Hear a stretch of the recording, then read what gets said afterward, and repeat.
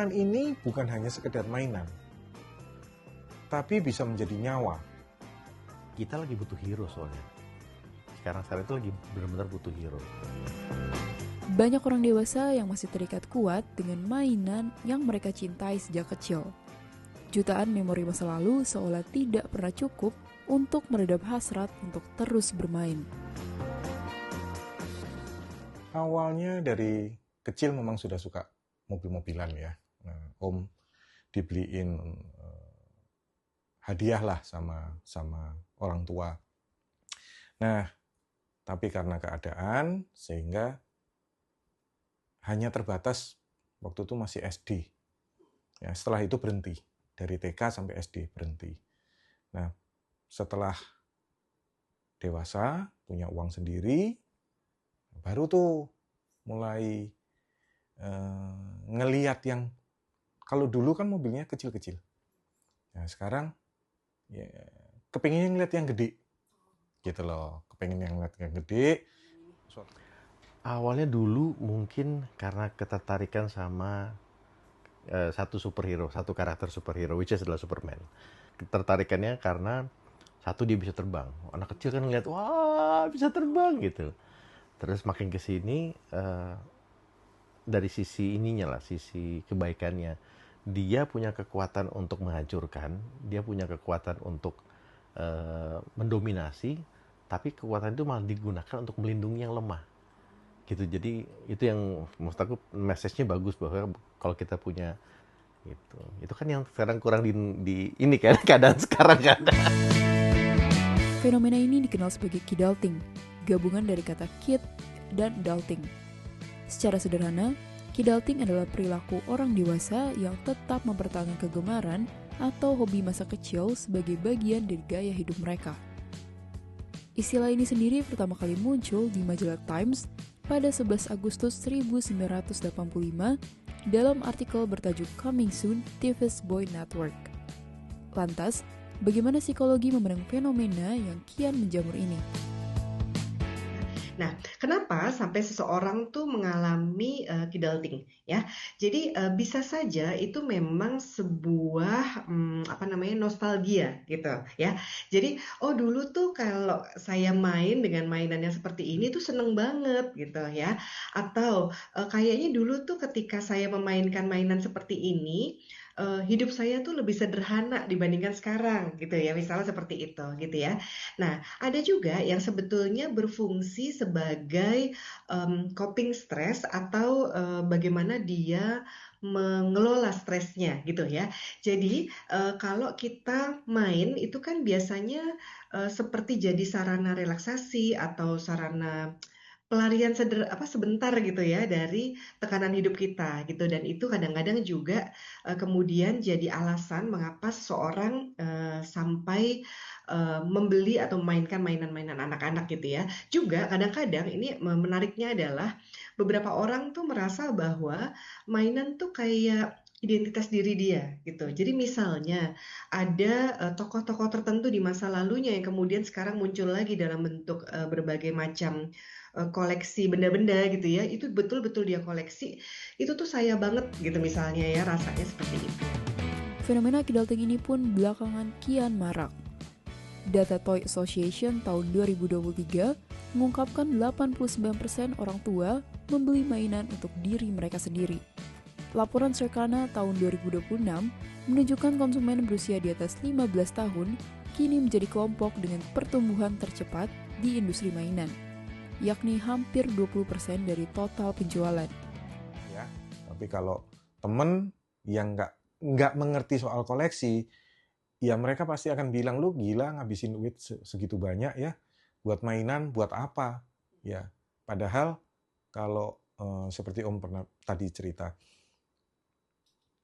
mainan ini bukan hanya sekedar mainan, tapi bisa menjadi nyawa dan juga bisa jadi penolong. Pada saat kita nggak punya duit, ini masih bisa dijual. Om pernah punya diecast Tomica Disney tipe EX, ya, DMIX 01 sampai 06. Cuman Om punya hanya sampai 5, 1 sampai 5. Om beli 1 biji itu 180.000. di salah satu store di Jakarta. Tapi Om jual 5 biji, itu harganya 9 juta. Dari 180.000 kalau kali 5 aja cuma berapa tuh? 200 kali 5, 1 juta lah ya. Dijual, itu bisa laku 9 juta. Ada yang saya jual udah 4 juta lebih. Kalau bas yang setengah badan ini, ada yang saya beli 600, saya jual 1,9. Namun, di balik kesenangan ini, koleksi mainan seringkali dipandang sebelah mata oleh orang awam yang tidak memahami nilai di dalamnya. Bagi Stefanus dan Surya, mainan bukan sekadar hiburan semata. Koleksi diecast dan action figure superhero ini telah memiliki tempat tersendiri di hati mereka, perlahan tumbuh menjadi bagian tak terpisahkan dari perjalanan hidup. Fenomena ini pun tercermin dalam skala yang lebih besar. Tingginya nilai transaksi yang dihabiskan para orang dewasa membuktikan bahwa industri mainan kini telah bertransformasi. Tidak lagi hanya untuk anak-anak, tetapi telah menjadi ruang ekspresi dan investasi bagi orang dewasa. Pada saat kita capek, Om itu suka kalau sebelum di ruangan ini, itu kalau pulang kantor capek kayak gitu ya, atau kesel saat habis kerja, kesel dengan customer, masuk ke ruangan koleksi, itu kayak nyawanya Om itu kembali lagi, fresh lagi. Tadinya sedih, jengkel, marah, begitu ngeliat diecast itu rasanya adem, tenang, jadi kayak dikembalikan lagi lah, nyawanya itu dikembalikan lagi, gitu. Being a hero it's much more difficult than being a villain. Gitu. Villain itu biasanya kan taking, ngambil, ngancurin, merusak, destruktif, which sebetulnya lebih gampang. Dalam hidup tuh lebih gampang. Kita merusak tuh lebih gampang dibanding kita membangun, kita merawat. Nah, kenapa aku suka hero itu?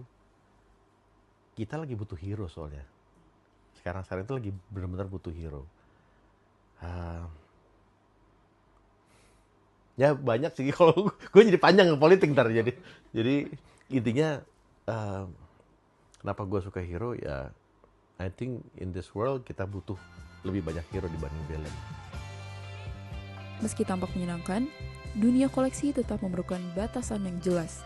Sebab, jika keseimbangan antara hobi dan realitas kehidupan tidak dijaga, bukan kepuasan yang didapat, melainkan kerugian yang bisa menghancurkan diri sendiri.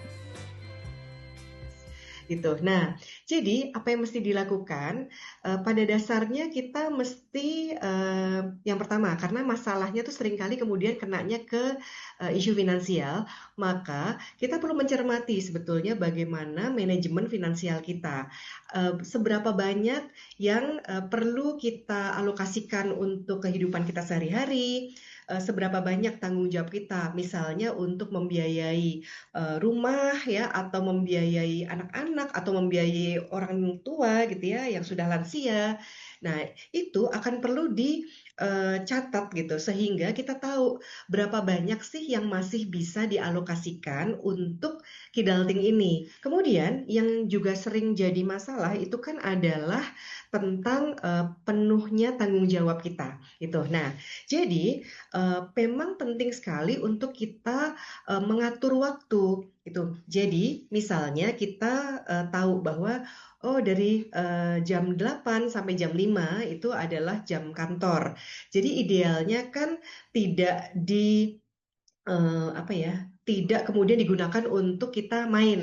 Cara lain lagi tentunya adalah memang mencari alternatif aktivitas untuk menyalurkan stres. Jangan hanya mengandalkan kidalting untuk menangani stresnya kita. Gitu.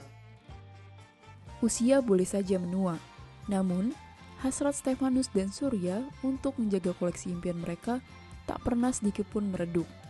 Di balik deretan koleksi yang terpajang, tersimpan cerita tentang tenaga dan biaya yang rela mereka curahkan demi merawat mimpi masa kecil tersebut. So far, apa yang Om beli itu sudah dengan banyak pertimbangan dan banyak istilahnya kasarnya tuh analisa lah. sebelum Om beli selalu semua mainan ini tidak ada yang Om sesalin belinya. Pernah aku. Jadi everything that I do, mesti apapun yang saya lakukan itu pasti dengan pertimbangan. Apapun itu, mau itu baik atau buruk, in the end of the day ada pelajaran. Gitu. Jadi kalau disesalin jangan. Justru kalau kenapa aku beli, nah itu jadi pelajaran sendiri gitu. Oh, gue beli ini tujuannya ini, mungkin ada manfaat dari segala sesuatu kok. Mainan adalah saksi bisu perjalanan waktu yang mampu menjembatani masa kecil dengan realitas kita saat ini. Saat rutinitas terasa menyesakan, koleksi-koleksi ini hadir sebagai pengingat bahwa kegembiraan adalah hak segala usia. Sebab, di dunia yang terus menuntut kita untuk selalu serius, memiliki ruang untuk bermain adalah bentuk perawanan paling manis untuk tetap waras.